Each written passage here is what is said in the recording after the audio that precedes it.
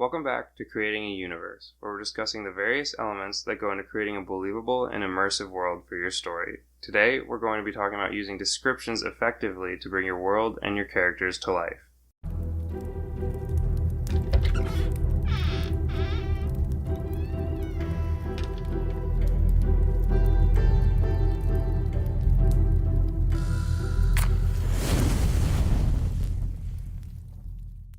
Let me start with an example that might portray how important descriptions can be. While working on the topics for this series, I was talking to one of my sisters to see if she agreed with the topics that I had settled on. She told me about a book that she had read recently. The book was set in a different universe with all types of obscure technologies and functions.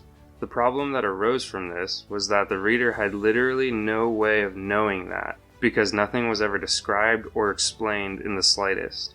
A girl walked up to a magical door, and the whoosy-what's-it twisted, and she had to scan her arm on the Majanger to get through.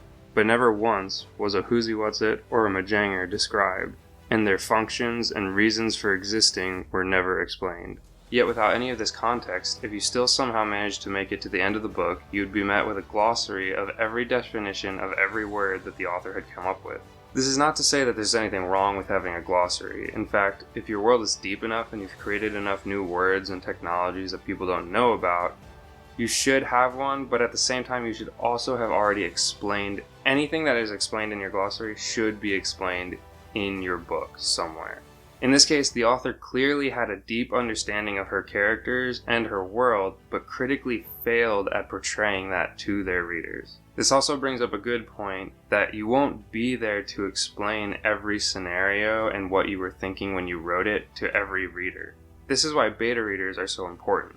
Share the story with your family and your friends if you think that you can trust them to be honest with you and give you real constructive critiques.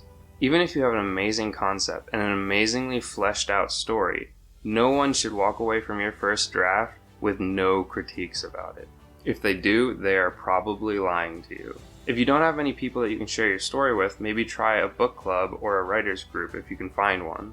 That way you'll find a good group of like-minded people who will give you constructive criticism, and not just things that they don't like about the story, but solutions on how you might be able to go about fixing them. When sharing your story with friends and relatives, you'll be tempted to over-explain what you were thinking and why you wrote something a certain way. But remember, when your readers are reading your story in their own home, you won't be sitting right over their shoulder being able to explain what you were thinking when you wrote a certain scene. This is why it is so important that you explain everything that you can, even if you don't end up including it in the book. This way you'll know what every object looks like, you'll know what every mountain range looks like. You should even know what certain characters' hair looks like when it's in the shadows versus when it's being hit directly by the sun. Most readers, and the ones that will become true fans of your story, are the ones that are going to appreciate those details. Descriptions are one of the most powerful tools that a writer has at creating a sense of place, an atmosphere for the story. Descriptions allow your readers to see, smell, taste, and feel the world that you've created. Do not take that power for granted. One of the most important things to keep in mind when describing your world is to be specific. Rather than simply saying a beautiful forest, describe the type of trees, the way the branches entangle with one another, the way the sun filters through the leaves,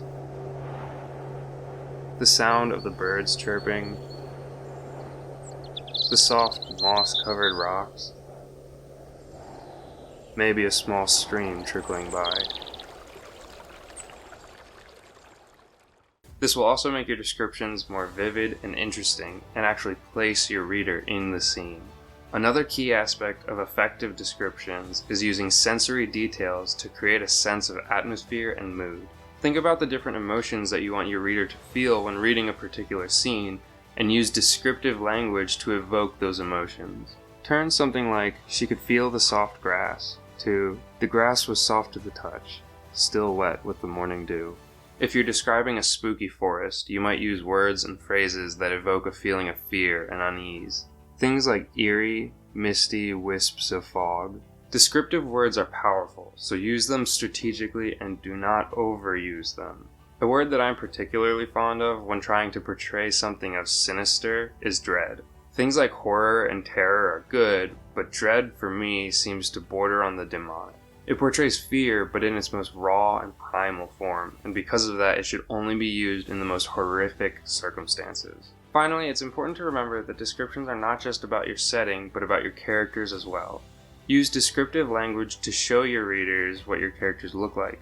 Show, not tell. Rather than saying something like his hair was blonde, you could say he ran his fingers through his blonde hair. Incorporate actions and habits into these descriptive words and you'll tell more about your character than you might think that you are.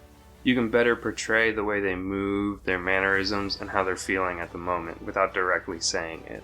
For most readers, it's not enough to simply describe your characters once, but in increments throughout the story. This does not mean over-describe them every time they enter a scene or are introduced to a new person, but rather through small details and actions. For example, something like, he brushed his hair to the side, would be maybe a good time to remind people that his hair is not only brown, but also curly and maybe gets in his eyes often.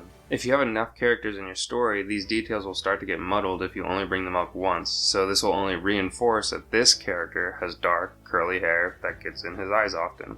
But at the same time, that also gives a more descriptive look at that character and his mannerisms and how he interacts with himself.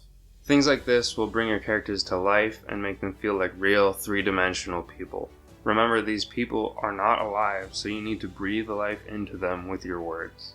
They may have fleshed out goals and desires, but if the way that they pursue them is described poorly, none of that information will get through to your readers. A quick example of this would be from a book that my wife was editing, where the main character watches one of the close family members die right before their eyes. What was their response to this? Did they grieve for their family member, or were they traumatized by seeing someone die right in front of them?